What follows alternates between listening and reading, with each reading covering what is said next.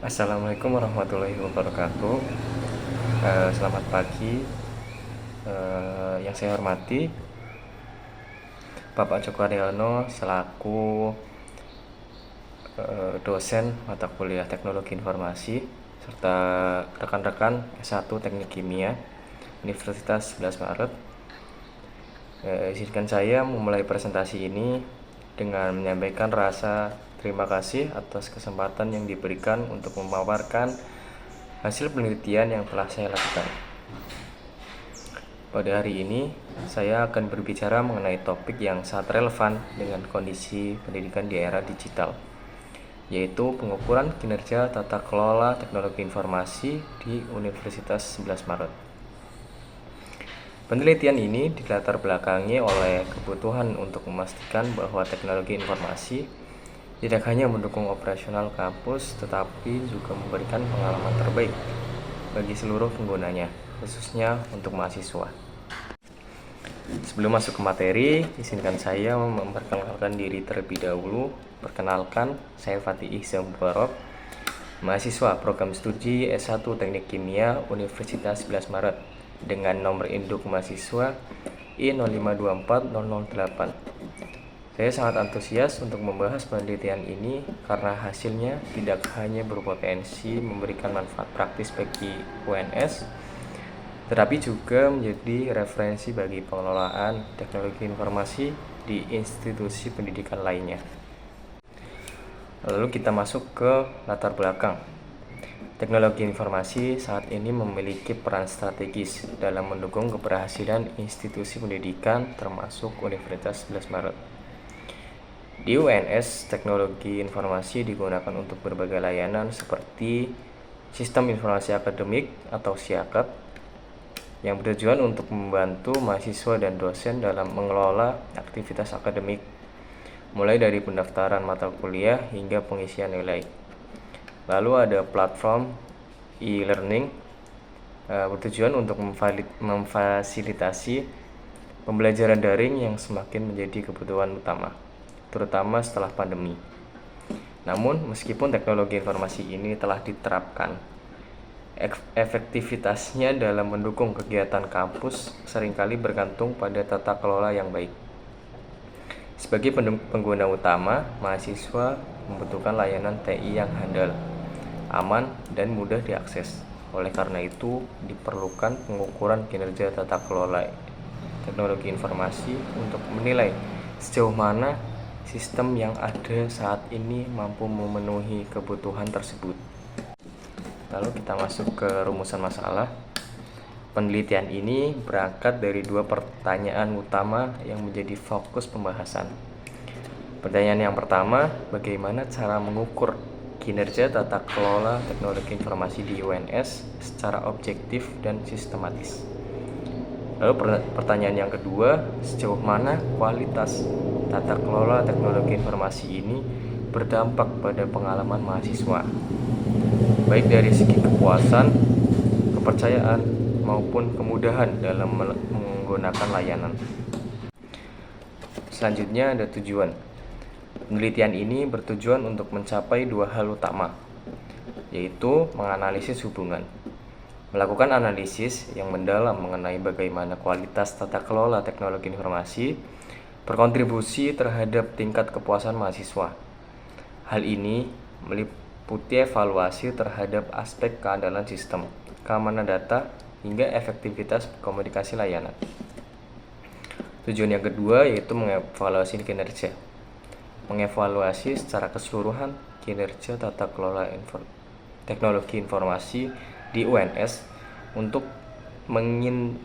mengidentifikasi area-area yang perlu ditingkatkan demi mendukung kegiatan akademik dan administratif secara lebih baik. Landasan teori penelitian ini didasarkan pada beberapa teori yang relevan, antara lain tata kelola teknologi informasi mengacu pada struktur, kebijakan, dan prosedur yang dirancang untuk memastikan bahwa teknologi informasi mampu mendukung strategi dan tujuan organisasi. Dalam konteks ini, UNS sebagai institusi pendidikan memerlukan tata kelola TI yang kuat agar layanan berbasis teknologi dapat berjalan secara optimal. Lalu ada framework evaluasi. Di sini ada dua. Yang pertama ada COBIT atau Control Objective for Information and Related Technologies.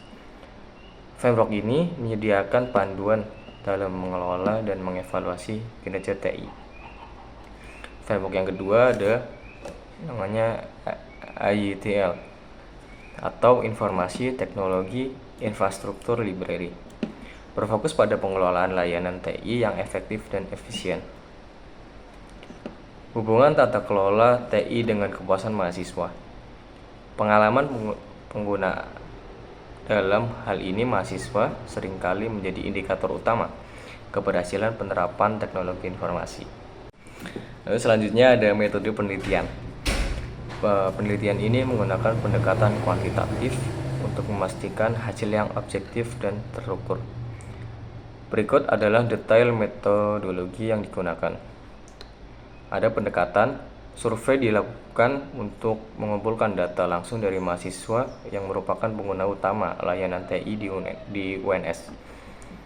Lalu ada populasinya yaitu mahasiswa aktif di UNS dari berbagai fakultas.